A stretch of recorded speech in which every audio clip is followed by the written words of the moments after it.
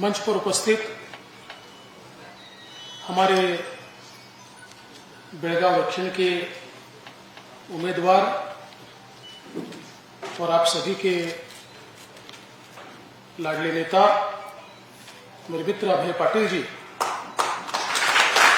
हमारी महापौर शोभाते सोमनाचे, हमारे प्रवक्ता मारुति जिल्ले जी, हमारे दादा गुंडा बिरादार जी, गीताते सुतार, यहाँ पर उपस्थित हमारे महाराष्ट्र से आए हुए मंत्रिमंडल में मेरे साथी, महाराष्ट्र के ग्राम विकास मंत्री और वैसे दिखते यंग है लेकिन 6 टाइम के एमएलए यंग ही है, ऐसे हमारे गिरीश महाजन जी, हमारी तीनों महाराष्ट्र से पधारी हुई बहनें और यहाँ पर उपस्थित सभी बहनों और भाइयों, मुझे बहुत खुशी है कि आज बेलगावी में हमारे इंडस्ट्री के और अलग अलग क्षेत्रों से आने वाले लोगों के साथ संवाद करने का एक मौका मुझे यहाँ पर मिला है। और विशेष रूप से अभी अभय जी ने बहुत संक्षिप्त में कुछ बातें आप सभी के सामने रखी है। देश में 9 वर्ष पूर्व आदरणीय प्रधानमंत्री मोदी जी के नेतृत्व में भारतीय जनता पार्टी की सरकार आई और 9 वर्ष में एक प्रधानमंत्री अगर चाहे तो कितना परिवर्तन कर सकते हैं, ये भारत में हमको देखने को मिला। हम सभी जानते हैं कि 2014 में हम दुनिया की 11वीं सबसे बड़ी अर्थव्यवस्था थे, अब हम लोग दुनिया की 5वीं सबसे बड़ी अर्थव्यवस्था बने हैं। और सबसे खुशी की बात यह है कि 250 साल जिन अंग्रेजों ने हम पर राज किया, उनकी इकोनॉमी को सरपास करते हुए भारत की अर्थव्यवस्था उनसे बड़ी हुई है। हमारे बेनके जी भी यहां पर आए हुए हैं, उनको भी मैं मंच पर निमंत्रित करता हूं।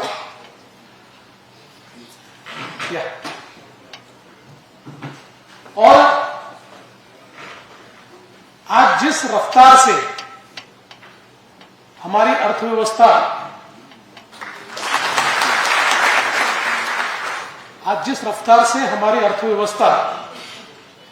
आगे बढ़ रही है, 2030 तक दुनिया की तीसरी सबसे बड़ी अर्थव्यवस्था ये भारत की अर्थव्यवस्था होगी। और मैं ऐसा मानता हूं कि एक विकसित भारत की ओर हम लोग आगे बढ़ रहे हैं। और जिस प्रकार से मोदी जी ने सुधार किया है, आप विचार कीजिए कि एक जमाना वो था जब भारत के तत्कालीन प्रधानमंत्री राजीव गांधी जी कहते थे, मैं दिल्ली से 1 रुपया भेजता हूं तो अंतिम व्यक्ति तक मात्र 15 पैसे पहुंचते हैं, 85 पैसे या तो व्यवस्था खा जाती है या दलाल खा जाते हैं। मोदी जी ने 9 वर्षों में ऐसी व्यवस्था खड़ी की कि दिल्ली से अगर 1 रुपया निकलता है तो पूरा 1 रुपया आखिरी आदमी तक जाता है। 1 पैसा कोई बीच में खा नहीं सकता। और मैं तो ऐसा कहूंगा कि कुछ चीजें जो हुई है, विशेष रूप से आधार, बैंक अकाउंट और मोबाइल का लिंकेज, ये जिस प्रकार से मोदी जी ने किया, जब मोदी जी जनधन अकाउंट खोल रहे थे तो लोग कहते थे अकाउंट खोलने से कौन सा फायदा होने वाला है, लेकिन लोगों को उस समय पता नहीं था कि आगे क्या होने वाला है। आज वो करोड़ों जनधन अकाउंट, जो लोगों के पास अकाउंट नहीं था तो उनके पास पैसा पहुंचाने के लिए कोई व्यक्ति आता था, जो व्यक्ति पैसा पहुंचाने आता तो अपने जेब में पैसा डालता था। जब इन सबके पास अकाउंट आया तो उनके हिस्से का पैसा मोदी जी ने सीधा उन तक पहुंचाया। और आज हम देख सकते हैं कि देश के अंदर चाहे वो शौचालय की योजना हो, चाहे प्रधानमंत्री आवास योजना हो, चाहे उज्ज्वला जैसी योजना हो, हर घर बिजली की योजना हो, हर घर जल की योजना हो, स्टैंड अप इंडिया हो, स्टार्टअप इंडिया हो, महिलाओं के लिए योजना हो, ये सारी योजनाएं डिजिटल पद्धति से इस प्रकार से संचालित की गई कि अंतिम बेनिफिशियरी तक उस योजना का बेनिफिट पहुंचा। हम तो हमेशा कहते हैं कि गरीबी हटाओ का नारा कांग्रेस ने दिया, बिल्कुल सही बात है, लेकिन 30 साल तक वो केवल नारा देते रहे, गरीबों की गरीबी नहीं हटी। कांग्रेस के नेताओं की हट गई होगी, पर गरीबों की गरीबी वैसी ही रही। पहली बार गरीब कल्याण का एजेंडा इस देश के अंदर मोदी जी ने लाया, क्योंकि अगर देश को आगे बढ़ाना है तो देश के सारे लोग जब तक विकास की मुख्य धारा में नहीं आते तब तक देश आगे नहीं बढ़ सकता। और इस बात को जानकर मोदी जी ने एक गरीब कल्याण का एजेंडा चलाया, जिसके कारण पहली बार गरीबों तक उनकी योजनाएं पहुंच रही है। और आज हम देख सकते हैं, हम लोग हमेशा जीडीपी ग्रोथ की बात करते हैं, लेकिन मोदी जी ने जीडीपी ग्रोथ को रीडिफाइन किया। पहले जीडीपी ग्रोथ की बात होती थी तो कॉर्पोरेट्स की बात होती थी, वो तो महत्व का है ही, क्योंकि देश में अगर कॉर्पोरेट्स और उद्योग नहीं होंगे तो देश आगे नहीं बढ़ सकता। लेकिन मोदी जी ने एक नई डिमांड क्रिएट की। जब देश के अंदर करोड़ों घर बने तो 32 कोर इंडस्ट्री को काम मिला, उनके लिए एक बिजनेस अपॉर्चुनिटी तैयार हुई। वहां से लेकर तो हमारे मेसन तक एक बिजनेस अपॉर्चुनिटी तैयार हुई, छोटा छोटा काम करने वाले आदमी को एक बिजनेस की अपॉर्चुनिटी तैयार हुई। तो ये सारे जो इंफ्रास्ट्रक्चर के काम हुए, ये इंफ्रास्ट्रक्चर के कामों के कारण गांव से जीडीपी ग्रोथ तैयार हुई, गांव में वस्तु और सेवाओं का निर्माण शुरू हुआ, और जिसके कारण देश आगे बढ़ा और सबको साथ में लेकर आगे बढ़ा। आज जब डिमांड क्रिएट हुई तो इंडस्ट्री को भी फायदा हुआ। अब आप तो समझ सकते हैं कि ये तो फाउंड्री क्लस्टर है, तो फाउंड्री के लोग भी देख सकते होंगे कि पिछले 8-9 सालों में किस प्रकार से डिमांड बढ़ती गई। और इसलिए एक नया प्रकार की अर्थनीति मोदी जी के माध्यम से इस देश के अंदर लाने का काम हुआ, जिसमें अब देखिए इंफ्रास्ट्रक्चर का हमारा स्पेंडिंग ये साल का 2013-14 का देखेंगे तो 1,00,000-1.5 लाख करोड़ था, उससे ज्यादा नहीं था देश में, 1.5 लाख 2 लाख करोड़। आज वही इंफ्रास्ट्रक्चर का स्पेंडिंग हम सालाना 10 लाख करोड़ से पार चले गए। इस साल 12-13 लाख करोड़ रुपया हम इंफ्रास्ट्रक्चर पर स्पेंड कर रहे हैं। और ये तो केंद्र सरकार का है, राज्य और अलग कर रहे हैं। आज कर्नाटक जैसा राज्य है कि जिसने इंफ्रास्ट्रक्चर के ऊपर बहुत बड़े पैमाने पर निवेश किया है। तो इसके कारण एक जो दुनिया का मॉडल है कि इंफ्रास्ट्रक्चर लेड डेवलपमेंट, दुनिया की जिन अर्थव्यवस्थाओं ने इंफ्रास्ट्रक्चर को तैयार किया, उन अर्थव्यवस्था को कभी पीछे मुड़कर नहीं देखना पड़ा। आप देखिए अमेरिका के राष्ट्रपति, उनका एक बहुत फेमस वाक्य है, उन्होंने कहा था कि American roads are good not because America is rich, but America is rich because American roads are good. तो मुझे ऐसा लगता है कि ये जो इंफ्रास्ट्रक्चर का महत्व उन्होंने बताया था, ये भारत में पहली बार मोदी सरकार ने इसको इंप्लीमेंट किया। आप देखिए 2 सरकारें भारत की ऐसी रही, एक अटल बिहारी वाजपेयी जी की सरकार कि जिस सरकार ने गोल्डन क्वाड्रिलेटरल से लेकर तो प्रधानमंत्री ग्राम सड़क योजना तक ये योजनाएं तैयार की, देश में बड़े पैमाने पर निवेश किया।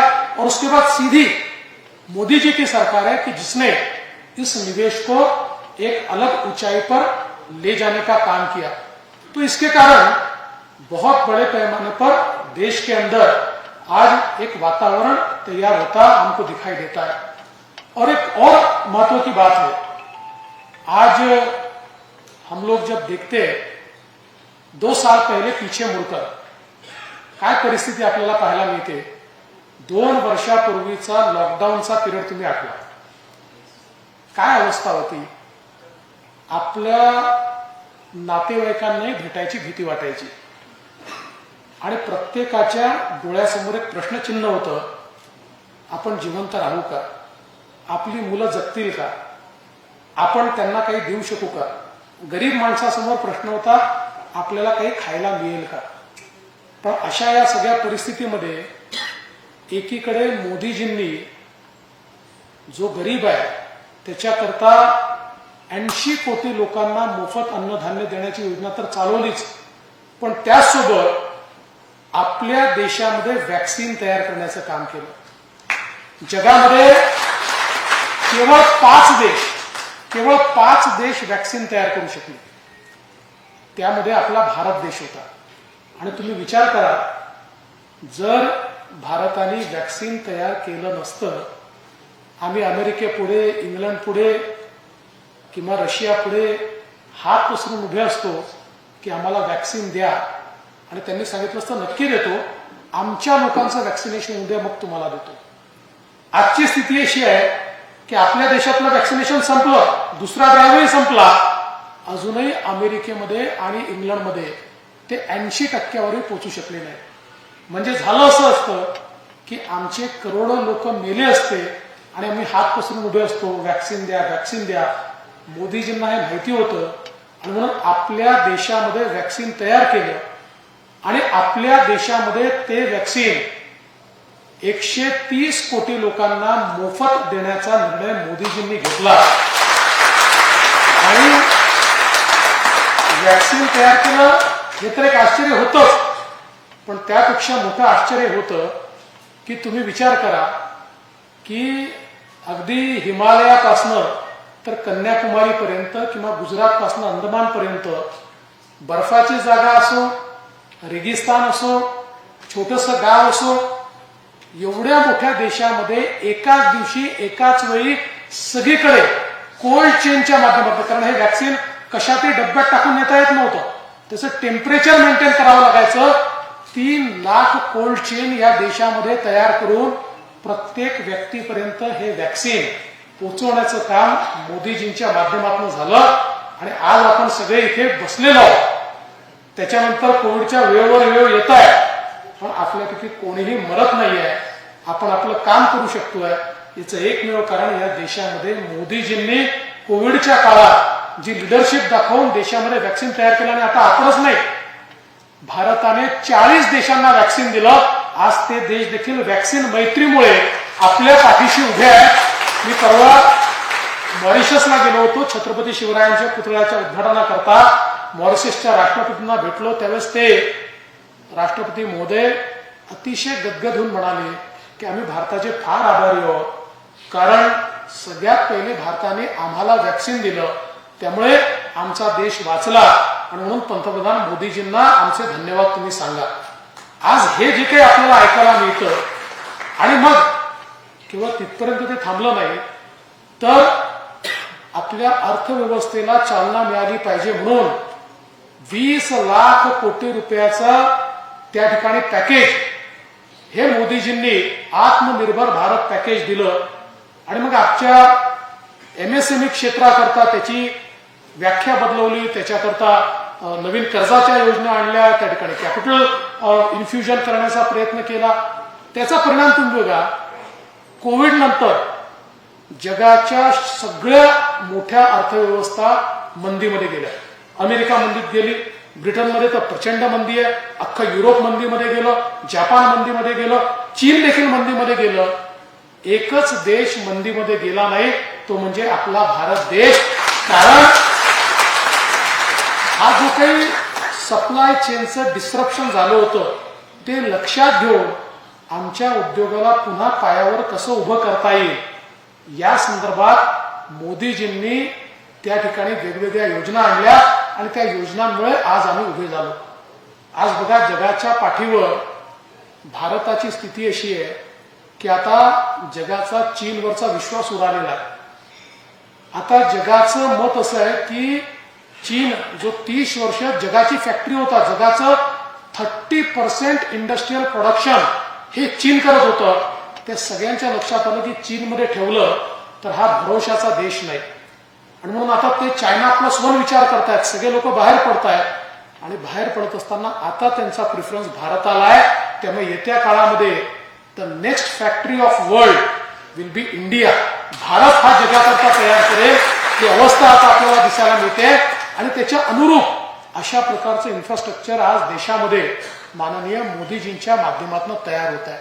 आणि म्हणून आज ज्यावेळी आपण कर्नाटकच्या निवडणुकीला सामोरं जातो त्यावेळी देशाच्या या विकासाच्या यात्रेमध्ये मोदीजींसोबत कर्नाटकचंही सरकार राहिलं पाहिजे.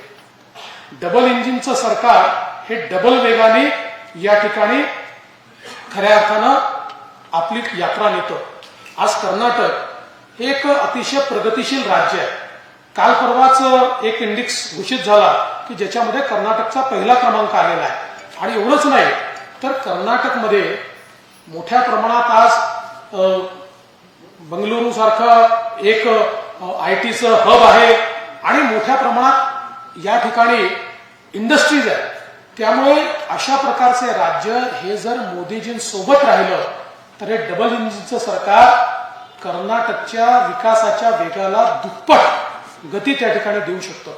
आणि हे याकरता महत्वाचं आहे की आपण बघितलं की देशामध्ये ज्या ठिकाणी इतर पक्षांची सरकार आहेत त्या पक्षाच्या सरकारांनी जाणीवपूर्वक अनेक ठिकाणी मोदीजींच्या योजना सामान्य माणसापर्यंत पोहोचू नये असा प्रयत्न केला.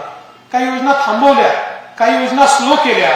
त्यामुळे देशाच्या विकासाच्या गतीवर त्याचा परिणाम होतो. एक राज्य जरी मागे राहिलं तरी देश मागे राहतो. आणि म्हणून आपण बघा जिथे जिथे मोदीजींसोबत चालणारं सरकार आहे तिथे तिथे वेग किती प्रचंड आहे. मी महाराष्ट्रात येतो. महाराष्ट्रामध्ये 2.5 वर्ष आमच्याकडे काँग्रेस, राष्ट्रवादी काँग्रेस आणि आताची जी शिल्लक सेना आहे त्यांचं एक सरकार होतं आणि 2.5 वर्ष महाराष्ट्राची गती थांबली होती. आता आम्ही वेगाने ती गती वाढवली. इथे आपण बघितलं की मागच्या वेळी थोड्या जागा कमी पडल्या, 105 जागा मिळाल्या. थोड्याशा जागा कमी पडल्या तर काही दिवस सर्कस चालली. कारण जागा कमी बसल्याबरोबर कुमारस्वामींना वाटतं माझे 20-25 आहेत, मीच मुख्यमंत्री आहे. काँग्रेसला वाटतं मीच मुख्यमंत्री आहे. आणि या ठिकाणी आता तर अनेक नवरदेव तयार झालेच आहे काँग्रेसमध्ये की ज्यांना असं वाटतंय की आपलं काहीतरी होणारच आहे. पण या सगळ्या लोकांना सरकार हवं आहे ते कुठल्याही विकासाकरता नाही, कुठली योजना घेण्याकरता नाही. उलट या ठिकाणी मोदीजींचा विकास कसा थांबवता येईल. आणि म्हणूनच आज ज्या प्रकारचे शब्द हे मोदीजींकरता वापरताय, काय साप म्हणताय, जैरीला साप म्हणताय. खरं म्हणजे मोदीजींजवळ एक अशी पॉवर आहे की जे भ्रष्टाचारी, अनाचारी, दुराचारी लोक आहेत त्यांच्याकरता त्यांच्या पॉवरमधनं जहर निघतं आणि जे चांगले लोक आहेत त्यांच्याकरता अमृत निघतं, गरिबाकरता अमृत निघतं. आणि म्हणून हे जे भ्रष्टाचारी, अनाचारी, दुराचारी आणि अत्याचारी लोक आहेत यांना मोदीजी जहिरीले वाटतात. पण सामान्य माणसाला मात्र मोदीजी आपले वाटतात, आपल्या परिवारातले वाटतात. त्यामुळे काँग्रेसच्या लोकांनी मोदीजींना कितीही शिव्या दिल्या तरी कर्नाटक आणि भारत देश हा मोदीजींच्या सोबत आहे. आज मी आपल्याला हीच विनंती करण्याकरता आलो. आपण अभयजींना आशीर्वाद दिलाच आहे. यावेळेस पुन्हा अधिक मोठा आशीर्वाद हा आपल्याला त्यांना निश्चितपणे द्यायचा आहे. कारण डबल इंजिनच्या सरकारसोबत अभयजींची बोगी ही तेवढ्याच वेगानं धावत त्या ठिकाणी बंगलोरकडे गेली तर आपल्या विकासाला एक 100% मोठी चालना या ठिकाणी मिळेल. आणि म्हणून आपण सगळ्यांनी आपल्या माध्यमातून, आणि आपण सगळे इंडिव्हिज्युअल्स नाही आहात, आपण या ठिकाणी अनेक वोटर्सला इन्फ्लुएन्स करू शकता. जे उद्योग क्षेत्रातले आहेत, जे वेगवेगळ्या व्यवसायातले आहेत, अनेकांचे आपले संबंध आहेत. त्यामुळे आपण हे सांगितलं पाहिजे की कर्नाटकमध्ये भारतीय जनता पक्षाचं सरकार येणं ही काळाची गरज आहे, ही तुमची आमची गरज आहे. ती काही भारतीय जनता पार्टीची एकट्याची गरज असं नाही आहे. तर आपल्याला मोदीजींसोबत चालायचं असेल तर भाजपचं सरकार कर्नाटकमध्ये आलं पाहिजे. आणि त्या दृष्टीनं आपण सगळ्यांनी आपला पूर्ण आशीर्वाद हा कमळाला द्यावा, अभय पाटीलजींना द्यावा. आणि येत्या 13 तारखेला इथे तर कमळ फुलणारच आहे, पण कर्नाटकमध्येही पूर्ण बहुमताने कमळ फुलवून आपण मोदीजींना आशीर्वाद द्यावा ही विनंती करतो आणि माझं बोलणं संपवतो. धन्यवाद. जय हिंद.